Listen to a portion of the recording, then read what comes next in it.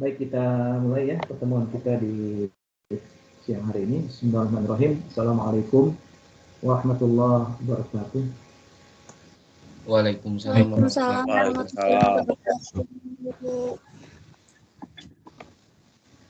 Tiada kata yang patut kita panjatkan selain puja-puji, syukur kehadirat Ilahi, Rabbi, Allah Subhanahu wa Ta'ala yang telah memberikan segala nikmat yang tiada tara kepada kita, terutama nikmat kesehatan dan nikmat lain-lain yang mungkin kita harus patut syukuri kehadirat Allah Subhanahu wa Ta'ala itu sendiri. Dan terkait dengan itu, teman-teman sekalian, mungkin di antara teman-teman kita ini ada yang masih terpapar ya COVID-19. Mungkin juga ada teman-teman kita yang mungkin tidak bisa mengikuti perkuliahan karena ada halangan-halangan lain. Tapi alhamdulillah teman-teman ini bisa hadir ya, meskipun secara virtual. Saya cukup apresiasi dari kehadiran teman-teman ini. Ada beberapa hal mungkin yang akan saya sampaikan terkait dengan pertemuan kita di bisa dikatakan kita masih jam 10 ya, belum siang lah, mungkin pagi ya, menjelang siang. Ada beberapa agenda. Yang pertama adalah mungkin saya akan menyampaikan terkait dengan kelanjutan materi kita tentang politik pembangunan. Kalau kemarin kita berkonsentrasi terkait dengan paradoks ya, beberapa paradoks pembangunan, hari ini kita akan berkonsentrasi terkait dengan konsep ya, tentunya ya, konsep politik gitu ya. Karena bicara masalah politik pembangunan itu tidak bisa kita lepaskan dari konsep politik gitu ya. Rasanya kita hambar kalau kita tidak berdiskusi terkait dengan apa itu politik, bagaimana implementasi dari politik dalam kehidupan sehari-hari ya. Dan setelah itu sebagaimana biasa saya akan cek and double check persiapan kita untuk presentasi di pertemuan yang kelima dan keenam. Mudah-mudahan teman-teman sebagian sudah melakukan wawancara dengan narasumber dan mudah-mudahan sudah membuat video tapingnya ya, mengedit dan lain sebagainya. Saya kira tidak terlalu susah bagi teman-teman yang teman-teman milenial ini sangat akrab dengan digital, dan mudah-mudahan ke depan itu keakraban dengan digital itu menjadikan teman-teman ini lebih inovatif lagi, lebih kreatif lagi, memanfaatkan segala sesuatu yang terkait dengan digital, karena ke depan ini kompetensi, salah satu kompetensi yang dibutuhkan baik oleh instansi pemerintah maupun oleh instansi swasta atau perusahaan-perusahaan itu terkait dengan kompetensi digitalisasi. Jadi teman-teman sekaligus aktualisasikan diri dengan menampilkan yang terbaik gitu ya, dari editing videonya, cara menyampaikannya, itu menjadi nilai jual kita ke depan, menjadi investasi kita yang berharga, sehingga teman-teman nanti begitu waktunya, masanya teman-teman harus mencari pekerjaan, dengan pengalaman yang diperoleh di bangku perkuliahan sekaligus mengekspos terkait dengan kompetensi digitalisasi ini, teman-teman semakin mature, semakin kompeten ya, semakin kompeten dan skillful gitu. Jadi ini diharapkan bisa berkontribusi terhadap pembangunan di Indonesia ini. Baik teman-teman sekalian, sebagaimana saya rencanakan, pagi hari ini kita akan melihat kembali, kita mereview kembali konsep-konsep kita terkait dengan politik ya. Nah untuk itu izinkan saya untuk men-share slide PowerPoint yang sudah saya persiapkan sebelumnya.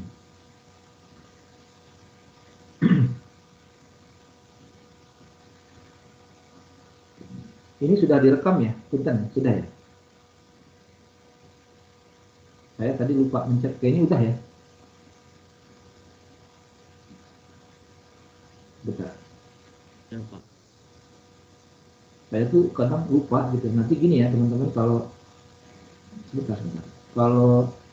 Kalau saya lupa ya, ini kebetulan ada Huda di sini, diingatkan atau langsung direkam saja, karena kalau tidak ada rekaman juga tidak bisa dipertanggungjawabkan, karena perkuliahan kita ini harus ada bukti evidence fisik terkait dengan rekaman video. Jadi saya mohon bantuan dari teman-teman sekalian, siapapun, tidak harus Huda, mungkin teman-teman lain yang melihat tidak ada rekaman, tidak terrecord ya, tidak ada tanda merah, segera ini saya ucapkan terima kasih nih, ada yang mencet nih.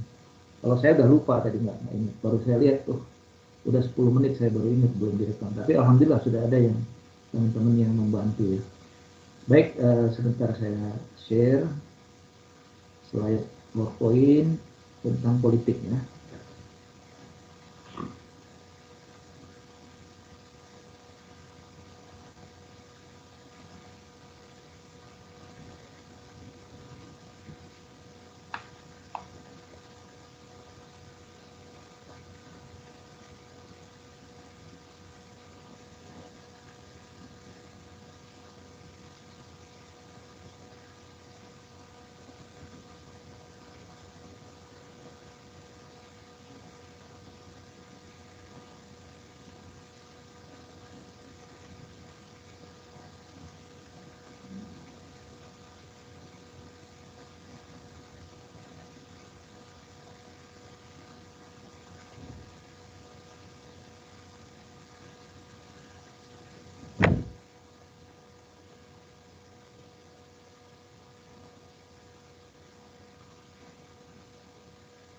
Saya sedikit di full ya, full screen dulu ya, biar agak dekat sedikit ya. Oke.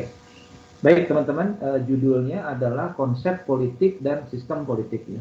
Maksud dan tujuan kita mempelajari konsep politik dan sistem politik ini karena yang namanya pembangunan, yang namanya development, kalau dalam bahasa Inggris itu development, itu tidak terlepas dari konsep politik ya. Dan sesungguhnya kalau kita berkaca dari keputusan-keputusan yang telah diputuskan oleh pemerintah ya, maupun oleh lembaga-lembaga eksekutif, legislatif maupun yudikatif terkait dengan arah dan strategi pembangunan kita ke depan itu merupakan sebuah keputusan politik ya, sebuah decision public policy making yang memang bernuansa politik. Karena kenapa dikatakan sebagai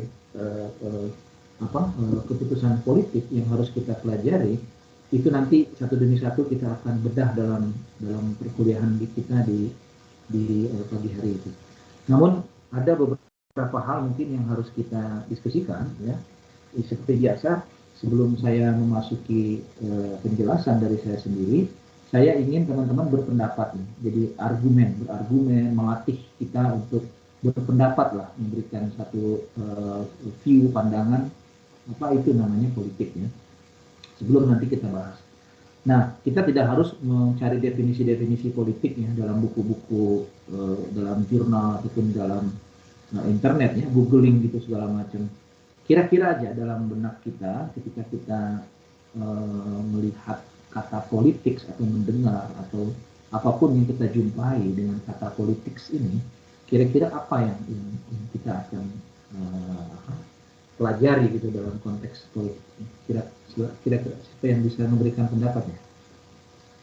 Apa itu politik? Kekuasaan. Siapa tuh tadi? Diva, kekuasaan, Pak. Diva ya. Jadi politik ada kekuasaan gitu ya. Oke, power ya, kalau dalam bahasa Inggris itu power. Ada lagi yang lain?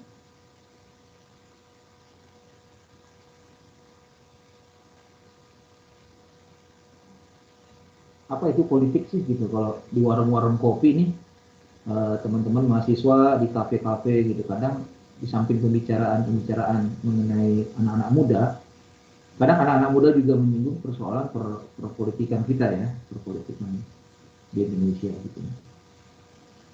Nah, kira-kira apa sih kalau kita mendengar kata politik gitu? Jadi terbayangnya apa sih kira-kira? Enggak apa-apa. Keputusan, Pak. Keputus siapa nih tadi? Siapa nih? Bunda. Gun-gun. Oh, Gun-gun ya, Kang Gun-gun. Iya, Pak. Ya. Keputusan ya, jadi atau decision ya, pada dalam bahasa Inggris itu decision ya. Keputusan. Ada lagi yang lain? Biasanya berhubungan sebagai sama pemerintahan, Pak. Siapa nih? Siapa? Yang Ariana. Ariana. Menurut Ariana, biasanya politik itu berhubungan atau berkaitan dengan pemerintahan dan juga hukum di suatu negara, Pak. Hukum dan pemerintahan ya. Good, bagus ya. Tadi siapa? Rifki ya? Tadi siapa itu? Ya Pak, sebagai apa sih, jalan buat bukan jalan, kayak kendaraan buat ke pejabat pemerintahan, Pak. Kendaraan? Kayak apa sih namanya teh? Ya, bukan ya, kendaraan buat ngejabat sebagai pemerintahan. dalam artian positif ya, atau negatif? Positif. Positif ya. Jadi perlu ada kendaraan. Itu kan bahasa apa, tanda kutip ya, bahasa apa itu kalau dalam bahasa Indonesia itu ungkapan yang tidak sebenarnya. Kalau kendaraan kan bisa sepeda, mobil, pesawat gitu ya. Tapi ini politik adalah kendaraan gitu. Jadi the way apa semacam apa vehicle ya, kendaraan itu vehicle. Ya bisa jadi karena untuk menduduki jabatan-jabatan kenegaraan seperti bupati, wali kota, ya, gubernur, ya, presiden bahkan itu harus melalui kotak suara, ya, the ballot, kotak suara. Nah, kotak suara itu dianggap sebagai sebuah kendaraan dan sebelum mencoblos itu harus ada parpolnya ya, partai politiknya yang mengusung. Ya, itu harus ada. Nggak, Jokowi itu kalau nggak diusung PDIP dia sebetulnya juga bisa melalui apa independen ya, tapi beliau ini orang PDIP tulen jadi didukung oleh PDIP. Jadi itu adalah bisa dikatakan dalam tanda kutip adalah kendaraan politik gitu ya, dalam artian yang positif ya. Baik teman-teman sekalian, terima kasih tadi pendapat-pendapatnya.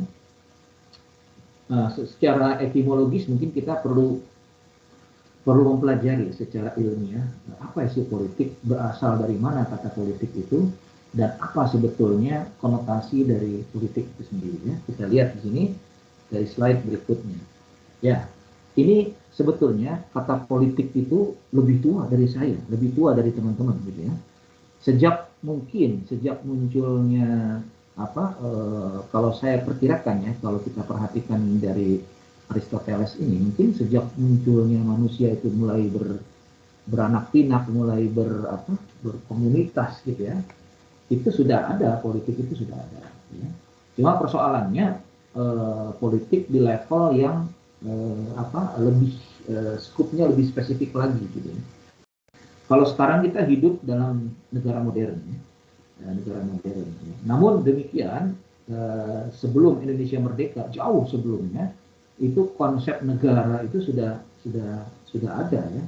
Konsep negara bahkan sudah ada ketika adanya konsep yang dinamakan dengan city state atau negara kota.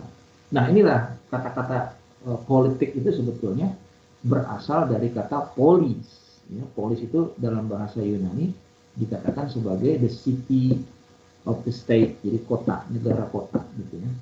Mungkin ada kata-kata kalau poli itu biasanya kan banyak ya. Poli itu banyak. Nah, ini mungkin diarahkan kepada sesuatu yang terkait dengan beberapa kota-kota yang mungkin sudah ada komunitas-komunitasnya. Mereka ingin mengambil satu keputusan bersama sehingga saat itu sudah muncul kata-kata politik gitu ya. Aristoteles merupakan orang pertama yang memperkenalkan kata politik melalui pengamatan beliau gitu ya. Jadi manusia itu pada dasarnya makhluk yang suka berpolitik. Ya. Jadi manusia itu siapapun dia, mau orang Indonesia, mau orang Amerika, mau orang Afrika gitu ya, mereka selalu berpolitik. Gitu. Ya. Politik ini sesuatu yang mungkin sudah melekat pada diri manusia sendiri. Karena apa? Manusia itu punya akal pikiran, punya insting. Ya. Ketika dia berkelompok, tentunya dia harus menjaga eksistensi. Ya. Nah, politik ini satu cara gitu, bagaimana dia eksis gitu ya. Eksis dalam artian apa? Kalau zaman dulu itu nggak ada negara di mana manusia itu ada suku-suku gitu ya. Nah, mereka itu saling berkompetisi untuk eksis gitu ya. Teritorialnya, kemudian bahan pasokan, bahan pangannya gitu ya. Sehingga mereka ada kompetisi antara satu suku dengan suku yang lainnya untuk mempertahankan keluarga. Dan kecenderungan manusia itu kadang ada sesuatu yang ingin menguasai orang lain gitu ya. Nah, disitulah pengamatan dari Aristoteles mengatakan bahwa manusia adalah homo socius and John politikon ya. Jadi kalau homo socius itu orang homo itu manusia ya, socius itu sosial, jadi makhluk sosial gitu ya. Makhluk sosial itu makhluk yang bermasyarakat gitu ya, berkomunal kayak gitu. Namun demikian, di samping berkomunal, dia juga merupakan John politikon ya. Jadi kalau dalam artian ininya serigala bagi manusia yang lain. Jadi mereka saling berebut. Kalau serigala itu saling berkompetisi untuk mempertahankan teritori, mempertahankan sumber makanan dan lain sebagainya. Nah, itu manusia zaman dulu itu sudah terlihat. Ya. Nah, itulah yang namanya the political root of human being gitu ya, atau Homo socius ini. Kemudian selanjutnya dalam artian lain, politik adalah usaha menggapai kehidupan yang lebih baik atau good life gitu ya. Kalau tadi zon politikon kesannya saling berkompetisi, tapi di sisi lain ada juga untuk mencapai kehidupan yang lebih baik diperlukan politik, karena politik itu dalam artian harfiahnya bisa diterjemahkan sebagai sebuah metode atau cara gitu ya, way of life, way of apa itu, way of doing something gitu ya. Nah itu good life itu diperoleh dengan politik. Ya. Misalnya kita ini dalam berkehidupan negara, tentunya cita-cita proklamasi kita, cita-cita 1945 itu akan mensejahterakan seluruh kehidupan bangsa. Nah, untuk mensejahterakan kehidupan bangsa ini diperlukan negara, ya, diperlukan pemerintahan, ya, untuk menjalankan tugas amanat dari konstitusi kita. Nah, makanya untuk menggapai kesejahteraan itu diperlukan institusi-institusi politik yang menjalankan tugas pokok dan fungsinya dalam rangka mencapai tujuan yang telah ditetapkan. Ya. Itulah namanya the political of good life, gitu ya. Peter Merkel menyatakan politik dalam bentuk yang paling baik atau adalah usaha untuk mencapai suatu tatanan sosial yang lebih baik dan berkeadilan. Jadi ini dalam artian yang positif ya. Politics at its best is a noble quest for a good order and justice. Gitu ya. Ini muncul Peter Merkel ini mungkin berlandaskan kepada munculnya di mana perlunya ada negara ya. Itu jauh-jauh ya, jauh-jauh hari itu sebelum munculnya konsep negara di negara-negara berkembang, itu negara-negara barat mungkin ya, negara-negara barat kan lebih dulu mengembangkan konsep negara. Mungkin Indonesia saat itu masih berbentuk kerajaan, masih berbentuk sistem masyarakatnya sistem feodal gitu ya. Sementara di negara-negara lain, di belahan dunia lain seperti di Amerika, di Inggris, Australia, mungkin di negara-negara maju itu sudah membicarakan persoalan bagaimana membentuk sebuah negara gitu ya. Jadi mereka itu lebih setahap lebih duluan membentuk negaranya. Makanya menurut mereka dalam konteks bernegara itu politik itu perlu satu hal untuk mencapai order ya, hukum ya, order, suatu keteraturan dan keadilan gitu ya.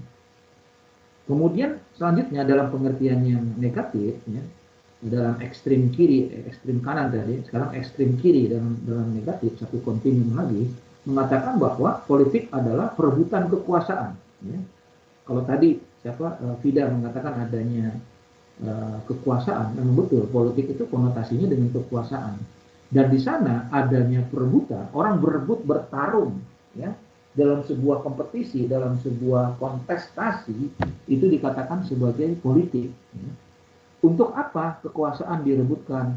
Untuk kedudukan, ya, jabatan-jabatan tadi yang dikatakan oleh Rifki tadi, jabatan-jabatan politik itu diperoleh dengan pertarungan, gitu. Pertarungan politik, kemudian ditujukan juga di samping nanti adanya kekuasaan, adanya jabatan dan adanya kekayaan ya, harta gitu ya. Jadi mereka tuh menjadi orang-orang kaya, pasti kayak gitulah ya. Dimanapun kalau orang berpolitik pasti tujuannya tidak hanya good life gitu ya, tapi buat dirinya apa gitu ya. Itulah manusia tuh suka ngitung, buat saya apa sih gitu, dampaknya apa gitu kalau saya berpolitik itu. Nah, sebagian besar manusia yang Indonesia 220 jiwa, yang elit politiknya mungkin sekitar 1% ya dari penduduk kita, itu pasti mereka bertarung untuk beberapa hal, diantaranya adalah untuk jabatan dia, untuk posisinya dia, dan juga untuk pemupukan dari income, ya, penghasilan dia, dan kemudian ditumpuk ya menjadi sebuah investasi ekonomi ke depannya. Singkatnya, politik adalah perebutan kuasa, tahta dan harta. Jadi berpolitik mereka untuk merebut ini. Ya. Jadi kursi pemilu, kursi pilkada itu investasi ya, investasi bagi para elit untuk bertarung di sananya. Ya. Anda perhatikan aja, kalau kita lihat konteks pertarungan politik di Indonesia itu tidak ada lain yang diperebutkan itu adalah kursi kan, kursi parlemen itu kan tahta itu. Ya. kursi-kursi yang duduk di sana siapa, kursi wali kota, bupati itu satu hal jabatan. Ya. Kalau jabatan itu bisa dua, bisa jadi seperti anak panah ya, bisa jadi dia itu membawa dampak positif ya, kalau mereka betul-betul jadi pemimpin yang amanah, tapi bisa juga dia jabatan itu digunakan untuk memupuk kekayaan ya, untuk pribadi maupun untuk golongannya ya, menjadi api neraka bagi dia gitu kan. Jadi memang hati-hati kalau orang pejabat itu bisa duduk di antara dua aspek itu. Makanya jadilah pemimpin yang amanah, jadilah politikus yang amanah gitu. Seperti itu. Karena godaannya berat kalau udah nyampe duduk di Senayan, udah duduk di kursi empuk, kadang kena penyakit amnesia, tahu nggak? Penyakit amnesia tahu nggak? Apa? Kuda. Amnesia itu apa? Lupa ingatan, Pak. Lupa ingatan. Sok poho gitu ya. Lupa ingatan. Dulu janji kampanyenya ingin mensejahterakan rakyat, ingin rakyat kita harus bersekolah semuanya. Rakyat kita sejahtera, minyak goreng murah, telur murah, beras murah gitu ya. Ya, tapi kenyataannya ketika sudah duduk itu sudah lupa ya, kena penyakit amnesia gitu ya. Lupa ingatan, lupa daratan gitu ya. Jadi berbahaya. Makanya orang duduk di jabatan itu seperti duduk di kursi yang panas gitu ya. Gitu. Jadi hati-hati. Jadi teman-teman kalau jadi pejabat ya, siapa tahu nanti Huda jadi anggota DPR gitu ya. Siapa tahu gitu, tidak jadi bupati gitu kan. Nah, saya sebagai dosen mengingatkan gitu ya. Sering mengingatkan, jadilah anggota DPR yang amanah, jadilah bupati yang amanah gitu ya. Karena itu tadi bisa jadi terperosok nantinya ya. Hati-hati. Baik, kita lanjutkan ya. Ketika kita bicara politik, kita harus memahami bahwa ada 6 dimensi ya ketika kita mempelajari politik. Semua sudah disebutkan tadi oleh teman-teman tadi. Ada yang bilang kekuasaan, ada yang bilang pengambilan keputusan, ada yang bilang kebijakan publik, dan juga ada yang tadi menyebutkan bahwa hal ini terkait dengan jabatan ya. Nah ini semua betul apa yang disampaikan oleh teman-teman tadi ya. Jadi memang kalau kita bicara politik itu kita harus ingat 6 dimensi ini. Dimensi yang pertama, kalau kita bicara politik, berarti kita berbicara tentang state atau negara, ya, dalam arti yang institusional maupun dalam arti sosial, dalam arti struktural maupun dalam artian yang fungsional. Kemudian yang kedua, ketika bicara politik, kita akan berbicara masalah kekuasaan. Ya. Politik tidak terlepas dari institusi, kita harus bicara masalah kekuasaan. Ya. Kita harus bisa bicara otoritas, kita bicara kewenangan. Authority, kewenangan ya. Itu harus penting. Dan juga kita jangan lupa politik itu adalah who gets what, when and how. Ini Harold Laswell ya. Laswell itu mengatakan who gets what, siapa mendapatkan apa, kapan dan bagaimana ya. Kemudian yang ketiga, ketika kita bicara masalah politik, kita jangan lupa politik itu adalah bagian dari decision making atau pengambilan keputusan ya. Coba Anda bayangkan ketika parlemen ketok palu dengan eksekutif legislatif memutuskan sebuah undang-undang, itu adalah keputusan politik sebetulnya.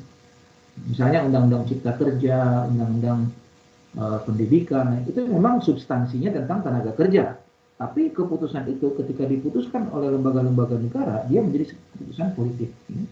Keputusan politik dan juga keputusan yang menyangkut tentang mengikat seluruh komponen yang ada di masyarakat yang hidup di dalam negara tersebut. Kemudian selanjutnya, ketika kita bicara politik, tidak terlepas dari apa yang dinamakan dengan public policy atau kebijakan publik. Ya. Karena tadi ketika pemerintah itu memutuskan sesuatu, itu bisa dipandang dari perspektif kebijakan. Ya. Public policy. Ini teman-teman ini sarjana administrasi pembangunan negara. Ini harus memahami tentang public policy. Ya. Dari mulai formulasi sampai evaluasi. Nah itu merupakan satu hal bagian dari political system yang ada di Indonesia ini. Kemudian selanjutnya ketika kita bicara politik, kita juga akan berbicara terkait dengan konsensus dan konflik. Gitu ya.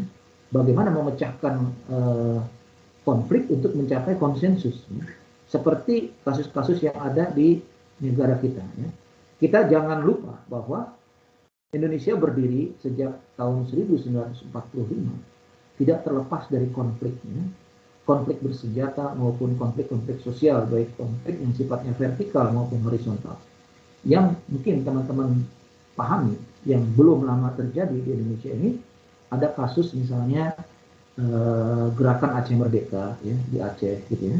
Kemudian ada gerakan Papua Merdeka yang sampai saat ini KKB merongrong pemerintahan, terakhir kan membunuh 8 orang ya, menembak gitu ya. Itu tuh konflik gitu ya. Pasti ada unsur politik di sananya. Kenapa mereka melakukan aksi-aksi teror gitu ya? Kenapa mereka membunuh? Kenapa mereka merusak fasilitas umum? Nah, ini sebagai cerminan adanya konflik antara pemerintah pusat dengan pemerintah yang ada di daerah, khususnya mereka yang masyarakat yang mengalami ketidakpuasan terhadap kinerja dari pemerintahan kita. Jadi mereka dianggap sebagai kelompok separatis kan gitu ya, sempalan gitu ya. Kasus Aceh itu selesai. Aceh selesai dengan adanya apa? Ada yang tahu nggak? Konflik di Aceh itu selesai dengan apa? Ada yang masih ingat nggak? Aceh itu kan konflik 30 tahun ya, antara masyarakat. Pemberian provinsi istimewa bukan Pak? Ya, salah satunya itu ya, salah satunya itu. Cuma yang terbesar dalam rangka menyelesaikan konflik itu ada konsensus, namanya MOU Perdamaian Helsinki yang ditandatangani di Finlandia tahun 2005 ya, yang ditandatangani oleh perwakilan pemerintah Indonesia dan perwakilan gerakan Aceh Merdeka. Nah, inilah momentum di mana terjadinya konsensus, konflik resolution tadi. Nah, konflik itu harus ada solusinya kan. Nah, makanya dikatakan resolution of conflict atau conflict resolution. Di antaranya dengan memberikan Aceh itu bagian dari MOU itu ada beberapa pasal ya. Di antara pasalnya adalah memberikan keistimewaan kepada Aceh khususnya dalam menjalankan syariat Islam ya. Jadi di sana itu ada hukum cambuk, ada hukum apalagi ya, jinayat ya. Perdanya juga beda, namanya konun gitu ya. Terus ada majelis adat, ada majelis syariat gitu ya. Nah, ini perbedaannya dengan provinsi lain, karena itu daerah konflik, jadi diberikan sebuah otoritas, sebuah kewenangan untuk membentuk pemerintahan yang disesuaikan dengan adat istiadat di setempat, gitu ya. Itu. Kemudian yang terakhir, teman-teman sekalian, adanya alokasi dan distribusi. Ya. Alokasi dan distribusi itu politik, keputusan politik. Ya. Ketika adanya alokasi-alokasi ini, tidak diartikan hanya sekedar alokasi yang sifatnya ekonomi ya. Misalkan distribusi anggaran ke Papua, ke Aceh gitu ya. Itu tuh keputusan politik ya. Kalau kita orang politik itu memandangnya ketika ada bagian 2% APBN harus diserahkan kepada dua provinsi dengan namanya otsus ya, dana otsus itu. Dana otonomi khusus itu keputusan politik. Karena apa? Untuk menjaga stabilitas keamanan di sana. Satu itu. Itu namanya alokasi dan distribusi dalam bentuk material. Tapi alokasi dan distribusi juga ada yang dalam bentuk non material. Seperti apa? Ideologi misalnya. Ideologi Pancasila itu harus dialokasikan, harus didistribusikan kepada seluruh komponen masyarakat Indonesia. Nah, mungkin juga ada mereka yang menolak dengan ideologi tersebut dengan mengusung ideologi-ideologi lain yang diharapkan itu bisa membawa kesejahteraan. Gitu ya. Tapi dengan ideologi Pancasila, dengan ideologi yang ada di Indonesia ini, ternyata sempat bertahan sekian puluh tahun sampai dengan hari ini. Gitu ya. Mungkin ada mereka yang menuntut ideologi lain, ya. Nah, tapi ideologi ini harus didistribusi, dialokasikan kepada seluruh masyarakat, karena di sana ada nilai-nilai yang dianut, gitu ya. Baik teman-teman sekalian, itulah ke-6 aspek yang perlu kita pelajari ya, terkait dengan 6 dimensi dalam politik. Biasanya saya suka tanya nih, ya gimana, apa itu 6 dimensi dalam perpolitikan. Jadi teman-teman harus perhatikan bahwa ketika kita bicara politik itu ada 6 dimensi yang harus dipelajari. Baik, kita lihat satu persatu ya dimensi-dimensi ini. Yang pertama adalah state atau negara. Ya. Negara merupakan suatu organisasi dalam satu wilayah yang memiliki kekuasaan tertinggi yang sah ditaati oleh rakyatnya. Ya. Indonesia merdeka tahun 1945, cita-cita proklamasi itu diwujudkan dengan adanya negara Republik Indonesia yang merdeka dan berdaulat. Ya. Saya kira kalau Indonesia itu tidak memproklamasikan kemerdekaan kita dalam berdirinya sebuah negara republik gitu ya, itu sudah habis dimakan oleh Belanda, sudah habis dimakan oleh Inggris ya dan sekutunya gitu. Karena dianggap tidak ada tidak ada gerakan yang membentuk negara karena dianggap ini Hindia Belanda gitu ya. Nah, itu momentum Soekarno Hatta memproklamirkan kemerdekaan Indonesia itu keputusan politik ya, yang di dalamnya mengandung berdirinya sebuah negara kesatuan Republik Indonesia. Nah, itu momentum yang sangat besar ya. Dan itu menggoncang seluruh dunia ya, bahwa ternyata Indonesia itu memproklamirkan kemerdekaan itu kan berani nantang ya. Nah, tapi Indonesia harus bisa mempertahankan itu sampai dengan saat ini gitu. Nah, itu penting. Jadi adanya state, adanya negara, itu keputusan politik. Kemudian dengan perkataan lain, bicara politik pada dasarnya bicara tentang state. Ya, karena kita berpatokan kepada dimensi yang pertama, itu negara. Teori politik mengorientasikan untuk menerokong state sebagai sebuah lembaga politik. Ya. Negara itu lembaga politik. Ya, yang memiliki pengaruh sangat besar bagi kelangsungan hidup masyarakat. Bukan hanya itu, politik juga mengkaji tentang ide-ide, asas-asas sejarah terbentuknya state, hakikat state, hakikat negara, bentuk negara, tujuan negara. Di samping menyoroti pula tentang pressure group. Ya. Di dalam negara itu ada institusi, ya, ada juga kelompok-kelompok masyarakat di dalamnya. Ya. Seperti adanya interest group, kelompok-kelompok kepentingan, ya, adanya public opinion, adanya partai politik, dan pemilihan umum. Ini adalah terkait dengan state negara. Sekarang bisa nggak, ada nggak bedanya negara dengan pemerintahan? Ada nggak? Apa itu negara, apa itu pemerintahan? Ada yang bisa menjawab? Apa bedanya antara negara dengan pemerintah?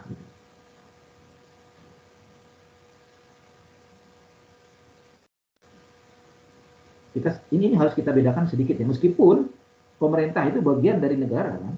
Tadi kan sekarang gini, syarat untuk berdiri negara itu apa saja? Ini pelajaran SMA ini. Syarat berdirinya suatu negara itu apa? Satu, Wilayah. ada wilayah. Dua, Penduduk. Penduduk yang tetap. penduduk. Ya. Yang ketiga, Pemerintahan. Pemerintahan.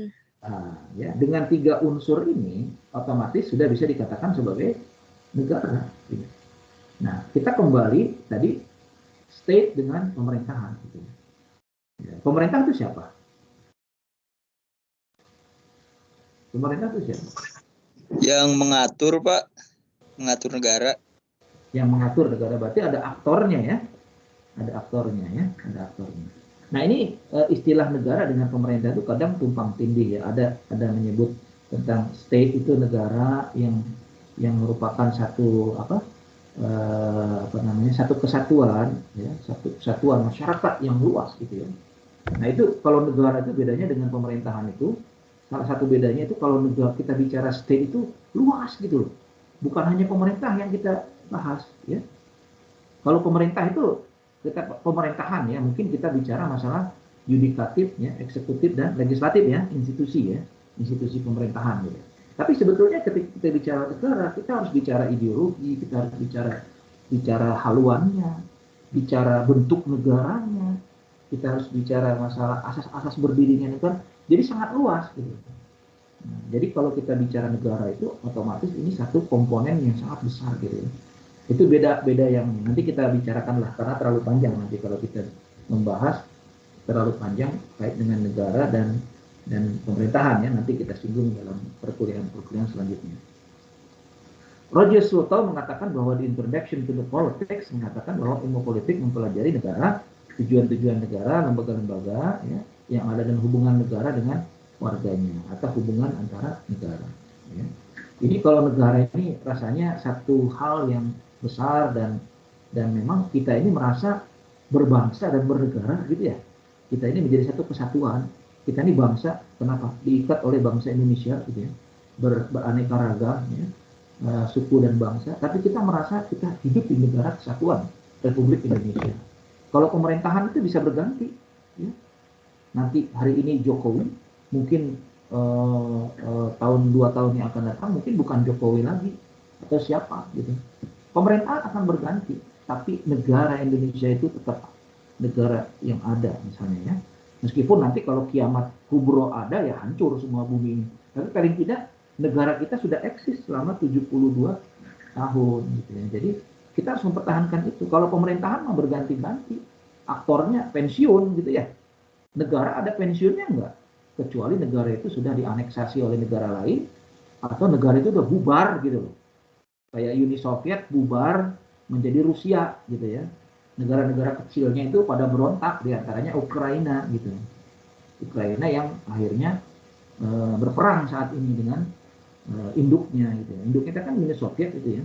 Uni Soviet bergabung sekarang menjadi Rusia. Gitu. Ada yang juga yang nggak bergabung, diantaranya adalah Ukraina gitu. Dan jadi itu kalau mau pecah kayak gitu, makanya kita jaga negara kesatuan ini harus utuh. Kalau pemerintahan nggak bisa berganti, orangnya bisa berganti, tapi negara tetap negara kesatuan Republik Indonesia. Oke, yang kedua, dimensi yang kedua adalah kekuasaan atau power ya. Kekuasaan secara etimologis dikatakan sebagai kemampuan seseorang, kelompok untuk mempengaruhi tingkah laku orang lain sesuai dengan keinginan si pelaku. Jadi ini adalah satu bentuk dasar ya, konsep dasar dari power atau kekuasaan. Ya. Jadi ketika orang itu mempunyai kekuasaan, dia bisa mempengaruhi orang lain. Gitu. Nah otomatis di sini kekuasaan itu dari satu bisa jadi sebuah kendaraan ya, bisa jadi sebuah wahana ya, yang digunakan atau means atau cara bagaimana kita mempengaruhi orang lain. Ya. Sekarang coba kita diskusikan kira-kira dalam logika kita ketika orang itu memiliki kekuasaan, itu kekuasaan itu dalam bentuk apa orang itu bisa mempengaruhi orang lain? Ada yang bisa dijawab? Katanya kekuasaan itu kemampuan, ada ability, ada kapasitas seseorang untuk mempengaruhi orang lain. Gitu. Artinya tidak otomatis dia mempengaruhi. Ada sesuatu yang dibawa tentunya dipakai sebagai basic gitu ya, sebagai pegangan gitu ya. Nah kira-kira ketika kita mau mempengaruhi orang, apa yang kita coba usung gitu ya, untuk bisa mempengaruhi orang lain? Satu, dengan apa kita bisa mempengaruhi orang?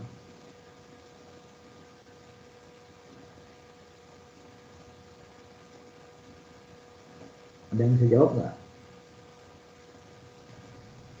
Mungkin kayak iming-iming gitu Pak. Iming-iming. Iming-imingnya apa? Dapat hadiah, door prize. Ya bisa kayak gitu, kayak mungkin barang atau hal yang kamu inginkan apa, nanti aku bisa bantu gitu. Jadi kayak punya power tersendiri buat bantu dia. Jadi memang ada unsur take and give ya kalau kita bicara kekuasaan itu.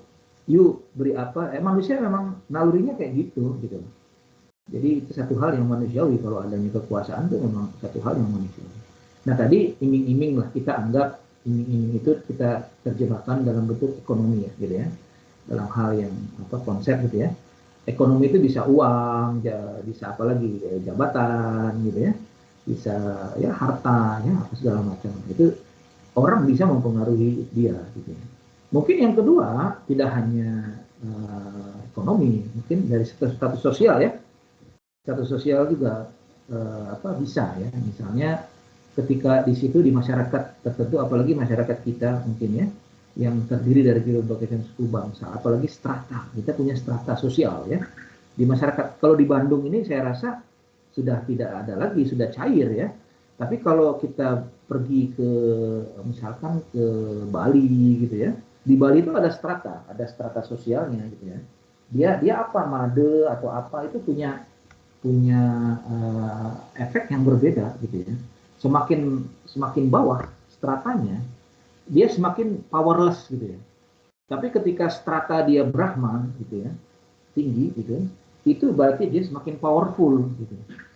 Itu nggak harus dia punya uang tadi, tapi orang menghormati dia gitu, karena orang sudah persepsinya oh ini suku tertinggi gitu ya. Gitu. Itu masih berlaku sebagian di daerah-daerah, di kampung-kampung mungkin ada raden-raden atau apa itu mungkin masih ya mungkin ya, karena sekarang udah modern, tapi paling tidak itu adalah basic di mana orang lain bisa mempengaruhi. Itu namanya status sosial atau dikatakan dengan ascribe status yang diperoleh dari orang tuanya turun temurun ya, aristokrat ya, raden, raja gitu-gitu ya. Kemudian juga bisa orang mempengaruhi orang itu kekuasaan karena punya apa? Punya otoritas gitu ya. Seperti pemerintahan itu memiliki, kenapa kamu bisa mau bayar pajak, bayar retribusi gitu ya? Karena apa? Karena itu dipaksa oleh negara gitu ya, oleh pemerintah gitu ya. Aktornya pemerintah. Itu berarti pemerintah itu punya otoritas gitu ya. Punya otoritas untuk melakukan paksaan. Ya. Kenapa di jalan itu misalnya polisi bisa menghukum kalau orang itu melanggar lalu lintas? Karena polisi punya otoritas. Ya, kenapa kalau polisi itu bisa menangkap, bisa ini? Karena mereka otoritas. KPK bisa menangkap orang, memenjarakan orang, itu tidak sembarangan. Kita ada rule of law ya. Jadi seperti itu ya. Singkat kata seperti nanti panjang kalau bicara lagi kekuasaan. Laswell and Kaplan dalam The Power and Society mengatakan bahwa ilmu politik itu mempelajari pembentukan dan pembagian kekuasaan. Dengan kata lain, maaf ya saya minum sebentar.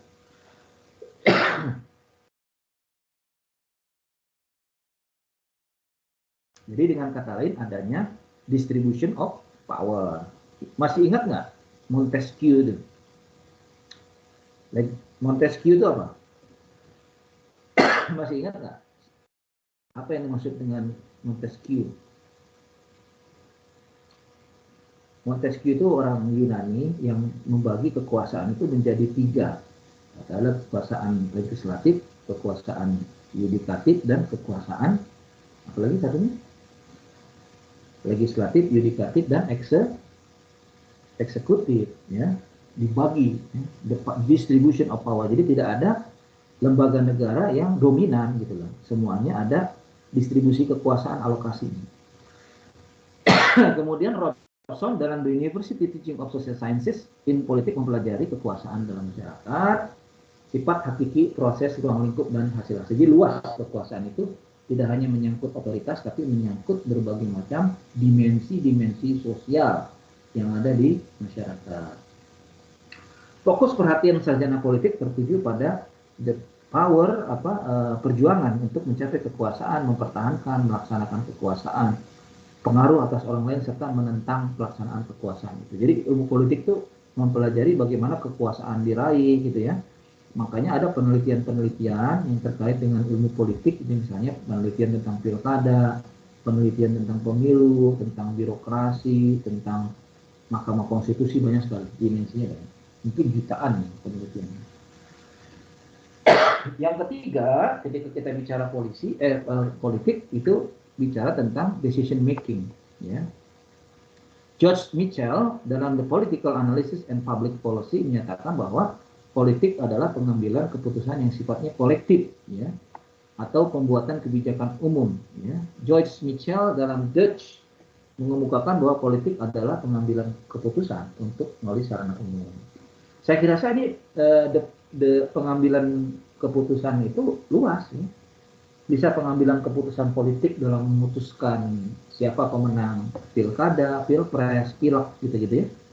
Juga terkait dengan keputusan-keputusan politik yang tadi RMU Helsinki, adanya keputusan-keputusan tentang yang lain. Tapi yang jelas proses, ya, kita bicara proses pengambilan keputusan itu adalah proses politik. Ya.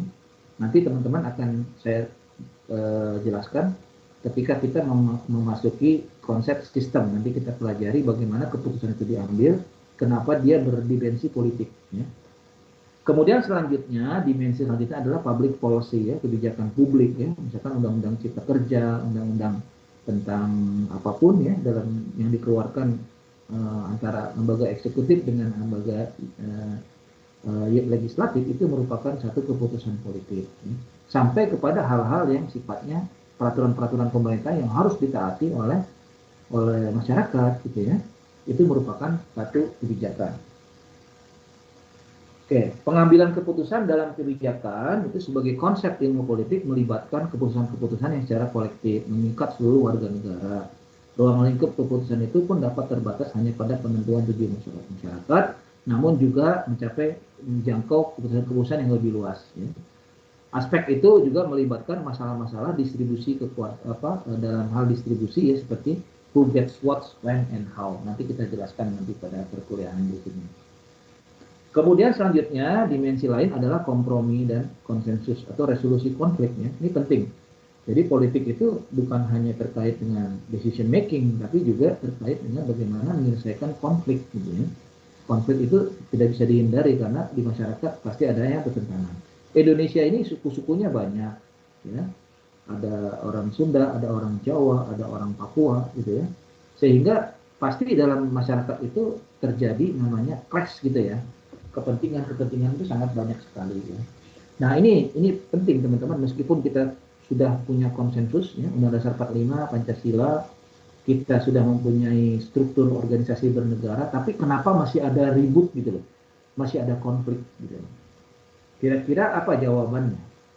Kenapa ya kita ini sudah merdeka, ya sudah merdeka sejak tahun 1945. Tapi sampai hari ini tahun 2022 masih ada konflik gitu loh. Terutama kalau kita perhatikan konflik yang terjadi di Papua misalnya. Ada yang bisa menjawab nggak? Kenapa masih terjadi seperti ini? Gitu. Padahal kita sudah punya ideologi Pancasila, kita sudah punya konstitusi kita Dasar 45, kemudian juga kita punya lembaga-lembaga negara yang menjamin kelangsungan hidup masyarakat gitu ya. Kita punya parpol, kita punya parnas, parlok gitu-gitu. Kenapa masih ada keributan? Kira-kira aspek apa yang penyebab dari konflik tersebut? Ada yang bisa menjawab nggak? Bapak izin menjawab. Ya. Mungkin penyebab sampai saat ini masih terjadinya hal-hal seperti itu adalah ketidakmerataan pembangunan, apalagi di daerah-daerah yang masih kurang bisa terjangkau sama pemerintah. Soalnya kayak pemerintah itu selalu memusatkan pembangunan itu di daerah pusat saja. Mungkin itu Pak salah satu penyebabnya. Oke, jadi distribusi yang tidak merata ya pada seluruh masyarakat yang ada, terutama di Pulau Jawa ini konsentrasi pembangunannya di Pulau Jawa, sementara di pulau-pulau lain itu masih mendapatkan porsi yang kurang ya. Jadi tadi meskipun sudah ada institusi, tapi yang penting ini nanti kita bahas dimensi terakhir ya tentang distribusi dan alokasi, itu bisa juga terkait dengan konflik. Jadi apa yang disampaikan tadi siapa? Ariana ya? Iya Pak. Jadi memang betul ya. Jadi salah satu penyebab kenapa kita ini masih terjadi konflik ya, itu diantaranya adalah distribusi ya, ekonomi ataupun distribusi nilai-nilai sosial yang ada di masyarakat ini tidak merata, gitu kan? Ya misalnya kita perhatikan ya, kue-kue pembangunan itu masih dinikmati oleh penduduk Jawa, gitu ya. Sementara Indonesia itu ada Sumatera, ada Kalimantan, ada Papua, ada Sulawesi, gitu ya. Nah ini Papua yang di ujung timur ya, kita ini saking jauhnya ya jarak antara Pulau Jawa dengan Papua itu, sehingga Papua itu tidak sama gitu ya. Ada yang sudah pernah ke Papua belum? Belum pernah ya. Saya pernah ke Papua tapi saya nggak sampai ke Irian Jaya. Saya sampai ke Merauke. Saya sempat sampai Merauke, Papua Barat ya, yang sekarang jadi provinsi itu. Memang kalau saya perhatikan beda dengan misalkan kita bandingkan antara Merauke dengan Bandung gitu ya. Ya seperti jauh gitu loh. Di Papua itu saya perhatikan ada bukan nggak ada mall, ada mall, cuman mallnya itu sederhana sekali gitu ya, nggak seperti di kita. Mungkin kalau di level kita tuh mall yang ada di mana ya, tahun 80-an mungkin ya, gitu kayak gitulah. Beda gitu. Kemudian fasilitas-fasilitasnya juga ada ATM, tetap ada, tapi beda dengan di kita ya. Masih banyak masyarakat yang hidup di bawah garis kemiskinan kalau saya perhatikan ya. Masih banyak mereka mungkin tidak mengenyam pendidikan yang sama dengan kita ya. Ibaratnya di Papua itu sebagian masyarakat Papua itu tradisionalismenya masih tinggi gitu ya. masih tinggi. Mungkin efek dari jarak yang jauh, kemudian juga pembangunan yang tidak terkonsentrasi ke sana. Gitu. Masih banyak loh orang yang pakai hipoteka gitu ya, masih tinggal di pohon gitu ya. Kemudian masih nomaden, dia tuh masih nomaden, jadi berpindah-pindah kayak gitu. Nah sementara kalau kita di Pulau Jawa, misalkan di Bandung aja gitu ya, itu udah lebih modern masyarakatnya, lebih educated lah ya, lebih educated ya.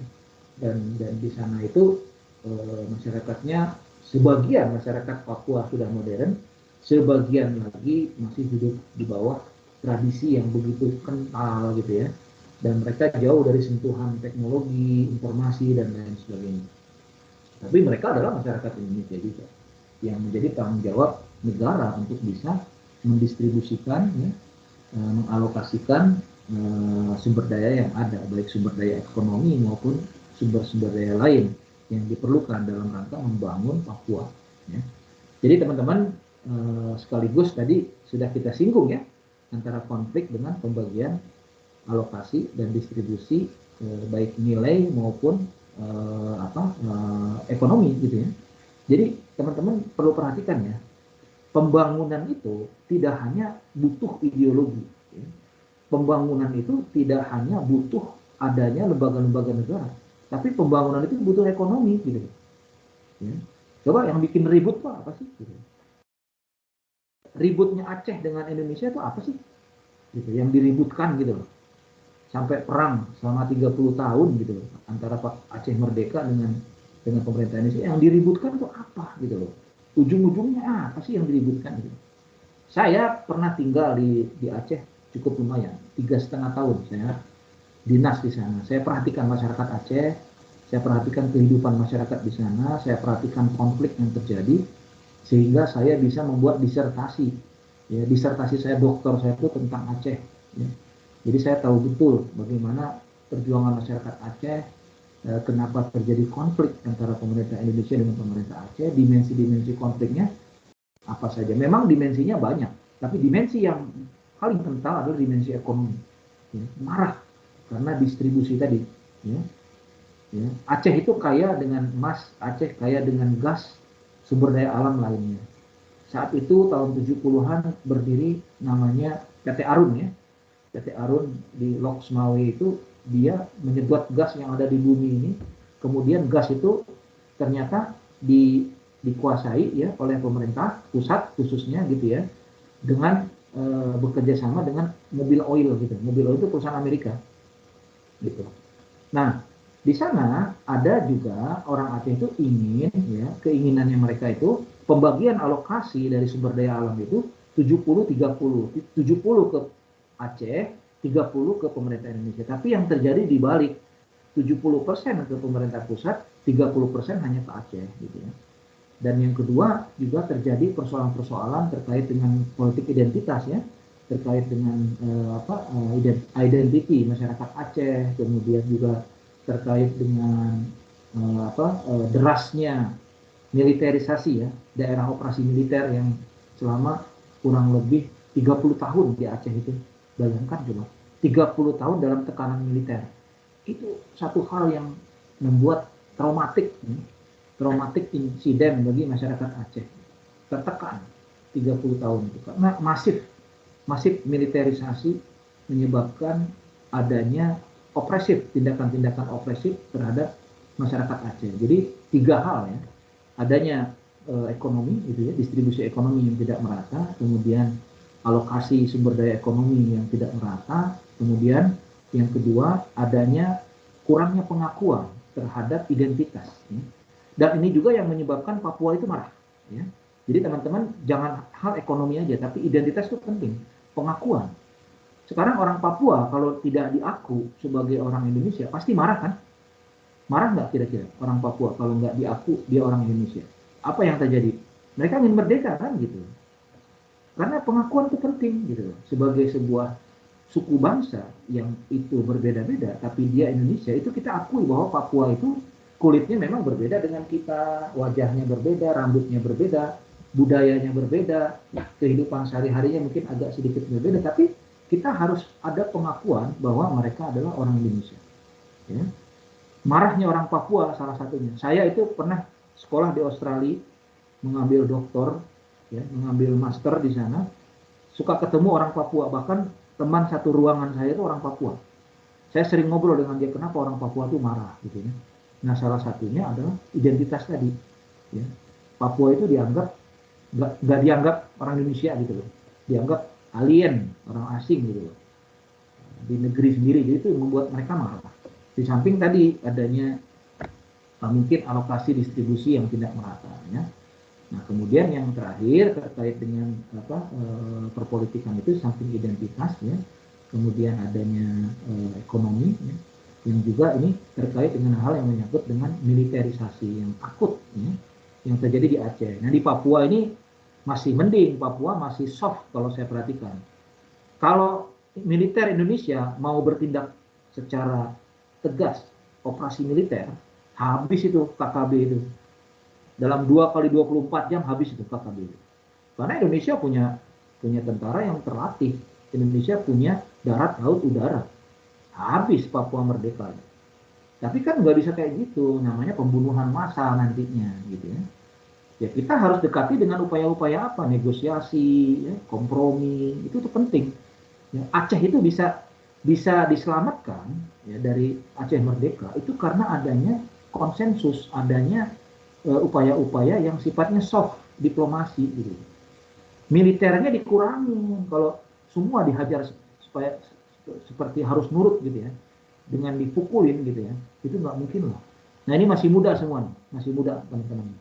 Kalau punya anak ya, kalau anaknya suruh nurut dengan cara dipukul, apakah jadi anak yang nurut atau jadi anak yang membangkang? Sebut, jawab. Ada yang bisa jawab nggak? Kira-kira anak ini jadi anak yang menurut atau jadi anak yang membangkang gitu? Membangkang, Pak. Membangkang. Meskipun dia kelihatannya nurut, tapi masih ada upaya-upaya yang penolakan, ada resisten gitu ya.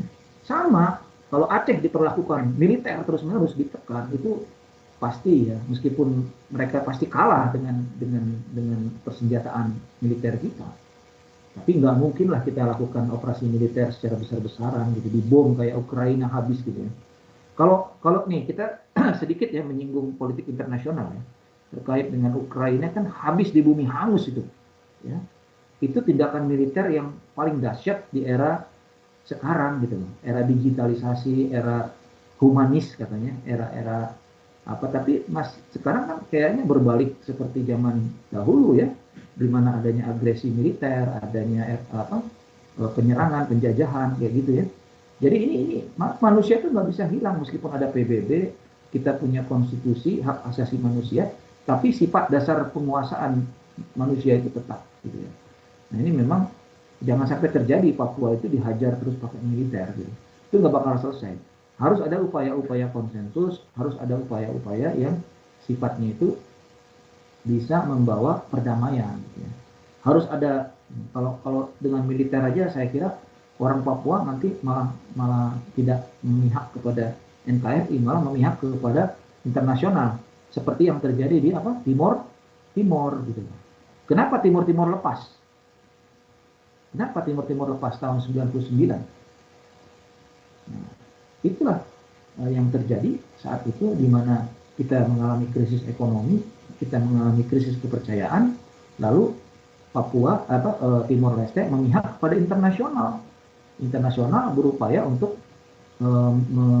mendesak pemerintah Indonesia untuk menyetujui adanya referendum gitu.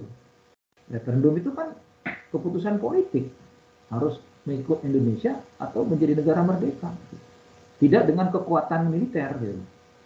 Ini kalau Ukraina kan diancam ya, teman-teman tahu nggak, Ukraina itu diancam mau ikut ke Rusia atau mau ikut ke Amerika gitu, dengan sekutunya gitu, dengan NATO gitu.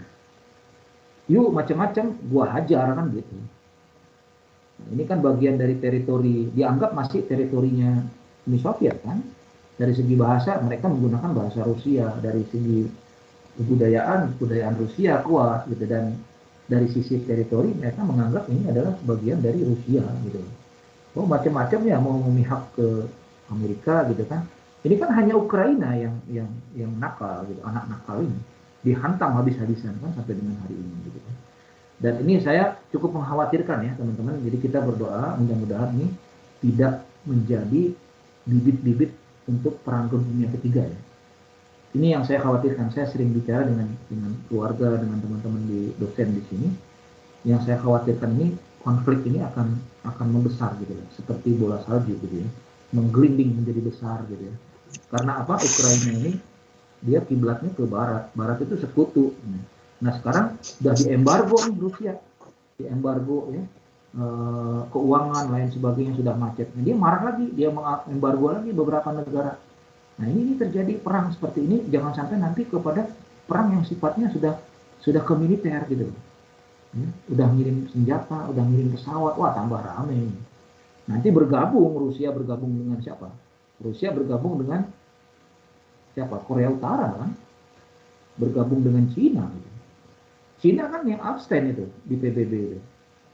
Cina, India, mana lagi yang absen. Tapi yang jelas, yang ideologinya satu itu Cina, Rusia, sama Korea Utara itu. Kalau udah bergabung mereka bertiga, kan militernya kan besar-besaran gitu. Nah, bisa perang sama blok barat, blok timur dengan blok barat. Udah, perang dunia ketiga kayak zaman dulu. Habis-habisan kita. Indonesia pasti terdampak gitu. Sekarang aja udah mulai kan terdampak. Gandum itu kita impor dari Ukraina, dari Rusia. Gandum, terus apa lagi itu yang kita impor dari dia ini terhambat gitu ya. Nah ini mungkin juga ada kenaikan harga barang ini akibat dari terjadinya konflik tersebut. Jadi ini meluas nanti, saya khawatirkan bisa bibit-bibit perang dunia kedua ya. Baik, sebentar saya ada telepon ya, sebentar aja.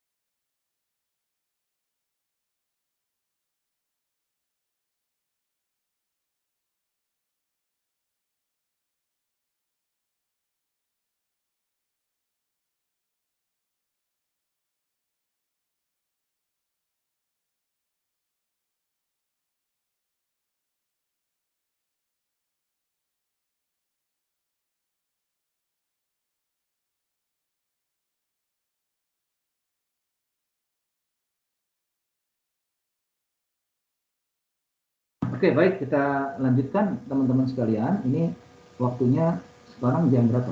Jam 11. Ya, nggak apa-apa, kita lanjutkan sedikit ya.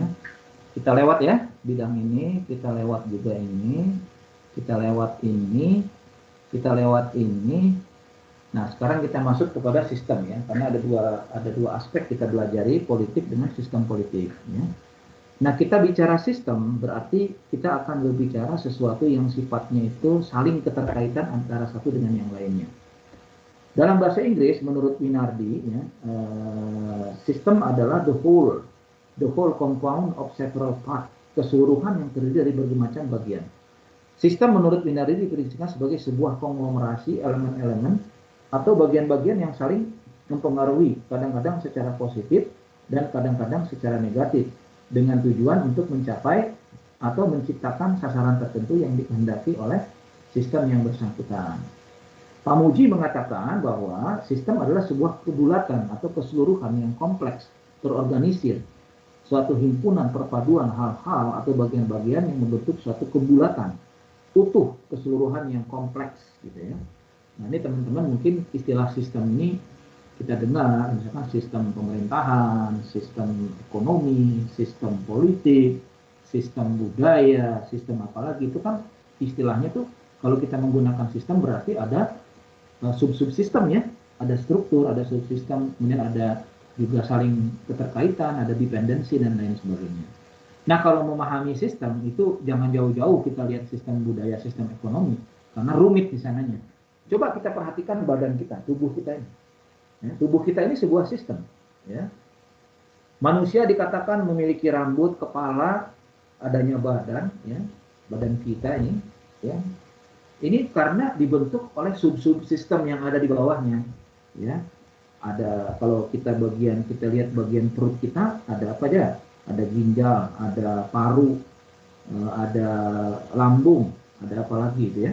Itu membentuk tubuh kita. Kemudian ada komponen dalam kepala ini, ada otak gitu ya. Kemudian jantung itu memproduksi darah gitu ya. Kemudian didistribusikan kepada seluruh komponen yang ada, organ-organ yang ada, sehingga kita bisa berfungsi sampai dengan saat ini gitu ya. Nah, ketika sistem itu mengalami masalah, misalnya kita ketika jalan kaki ternyata kita injak paku gitu ya, terinjak paku. Nah, ketika kita terinjak paku, berarti nanti sistemnya akan terganggu ya. Kenapa? Kepalanya pusing, badannya demam ya, kemudian kakinya berdarah gitu. Nah, ini satu menandakan adanya permasalahan. Ketika kaki ini mengeluarkan darah, kepala ini pusing ya. Ketika kaki ini kepala kita pusing, kita akan muncul gejala panas karena paku yang diinjak tadi mungkin membawa racun yang dibawa darah sehingga terdistribusi ke masing-masing organ tubuh yang lain, sehingga terjadi infeksi gitu ya. Makanya perlu dikasih antibiotik, perlu istirahat dan lain sebagainya. Nah, itulah badan kita tuh sistem ya. Nah, itu teman-teman kalau memahami sistem ya, organ kita semua sistem ini sistem, ada sub-sub sistemnya gitu ya. Oke, kita lanjutkan.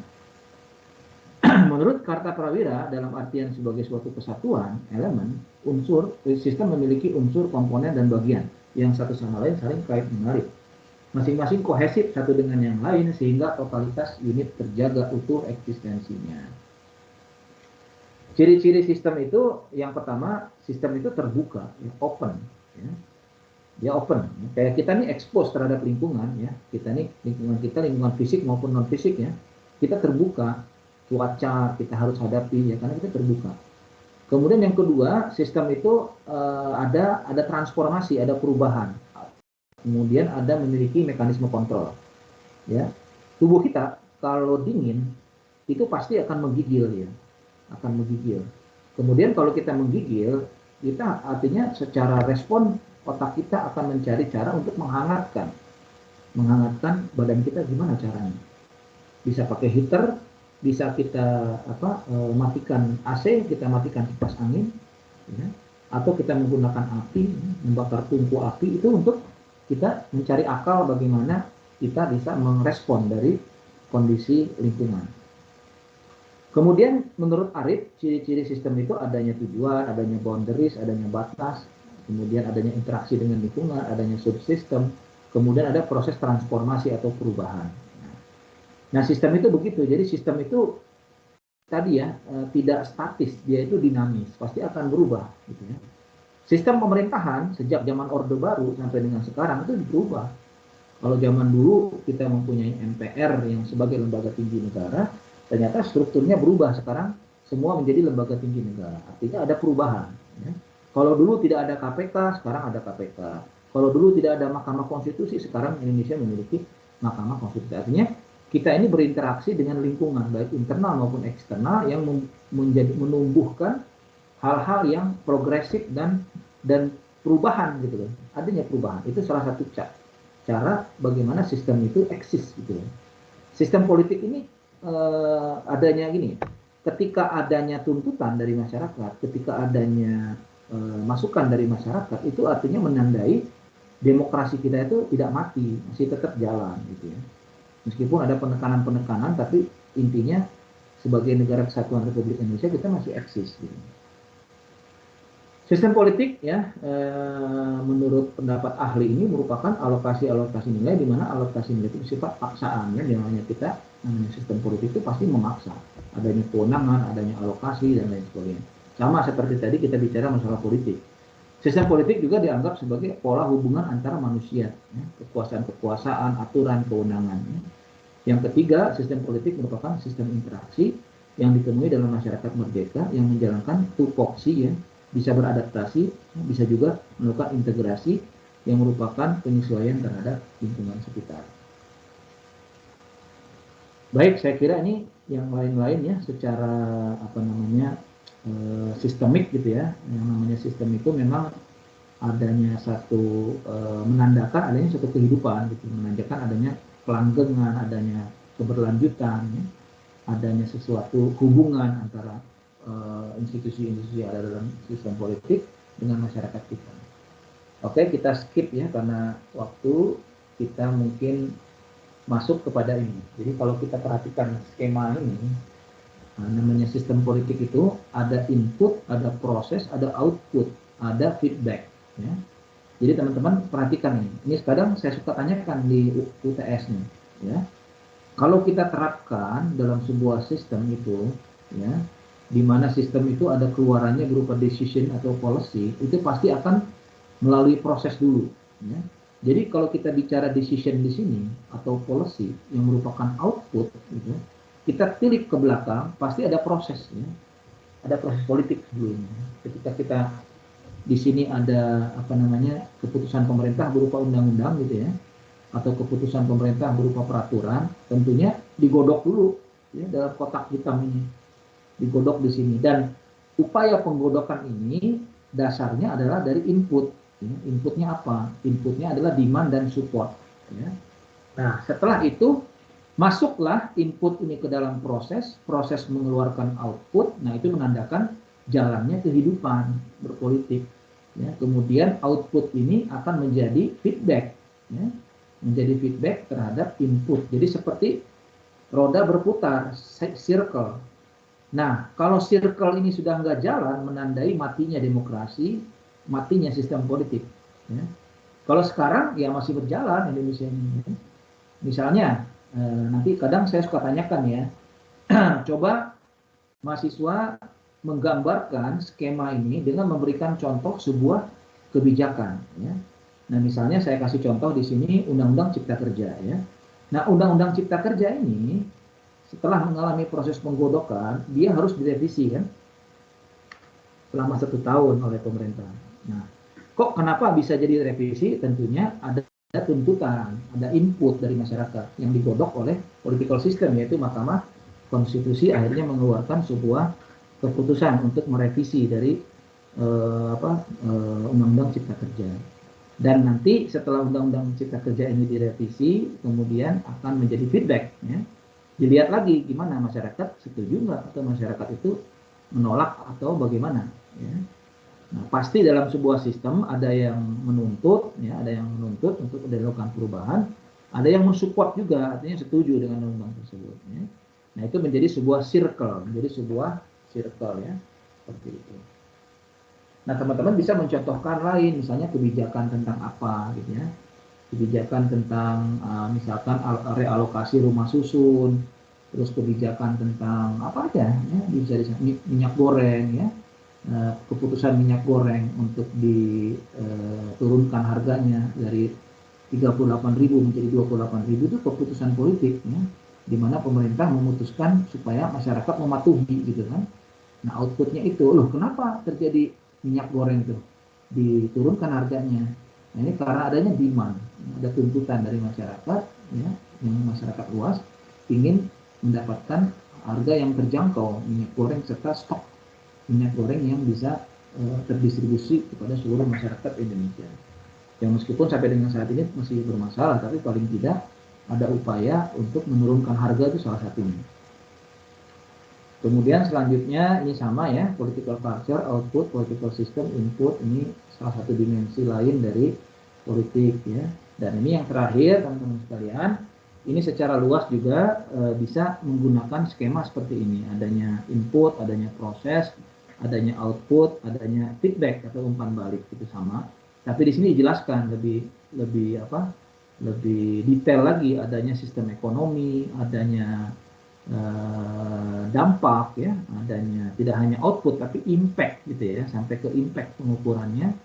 Kemudian impact itu bisa menjadikan satu masukan atau inputnya bagi proses sistem politik berikutnya. Dan di dalam sistem politik di sini ada sistem budaya politik, ada struktur politik, ya, ada kelembagaan politik, ada juga integrasi politik. Jadi ini secara secara lebih detail lagi, bahkan di sini ada sistem teknis yang nanti akan menopang adanya input. Nah, ini bisa digunakan nanti ketika teman-teman saya tolong berikan contoh dan menggambarkan sebuah kebijakan dengan menggunakan konsep sistem ini bisa dijelaskan dengan baik, ya.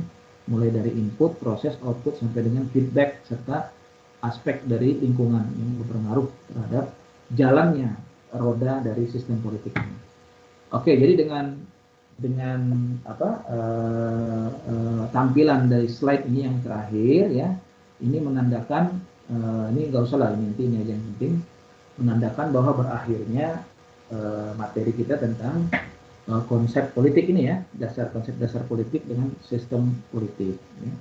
Nah, teman-teman sekalian, kita masih ada waktu, ya, teman-teman, nanti sampai jam kurang lebih sampai jam 12 lah gitu, ya.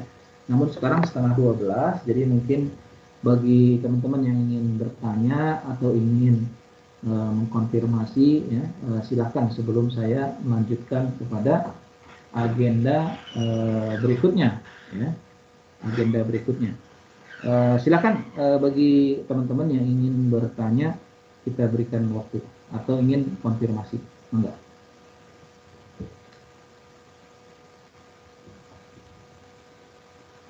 Ada yang mau ditanyakan terkait dengan materi kita pagi hari ini sampai siang ini?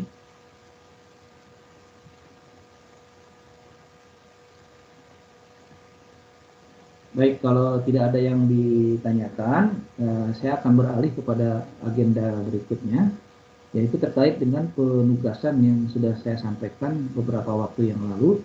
Mungkin saya ingin konfirmasi kepada teman-teman, apakah di antara 30 orang yang hadir pada kesempatan siang hari ini, ada yang sudah selesai melakukan tugas wawancara?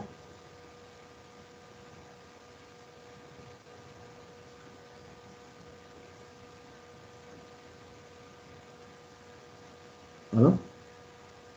Ada yang sudah berhasil mewawancarai tokoh gitu?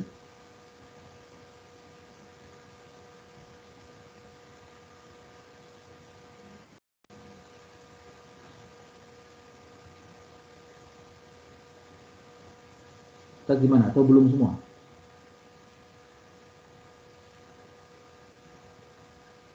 Kalau diam berarti saya nggak tahu, ya, bisa udah, bisa belum, tapi asumsi saya belum kayaknya.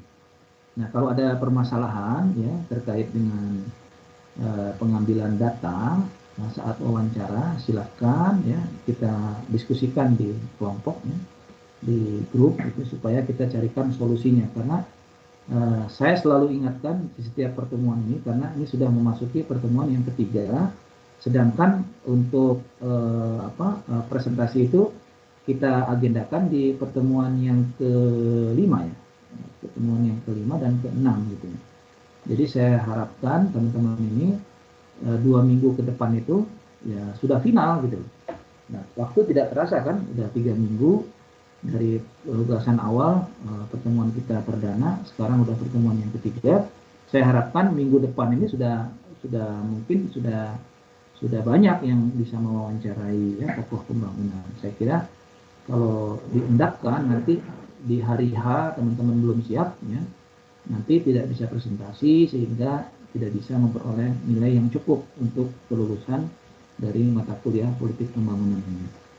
Saya ingatkan kembali, nanti khususnya mungkin bagi ketua kelas, ya, mungkin kalau ada permasalahan-permasalahan, ya, silakan berdiskusi, ya, kalau bisa dipecahkan oleh kelompok silakan, tapi kalau belum bisa, ya, silakan bisa menghubungi saya, dan insya Allah nanti kita akan carikan solusinya seperti apa untuk supaya teman-teman bisa presentasi semuanya. Saya kira itu teman-teman sekalian. Sebelum saya akhiri, saya akan download, ya, participant attendance yang hadir ini. Ada yang nggak hadir nggak? Huda, gimana?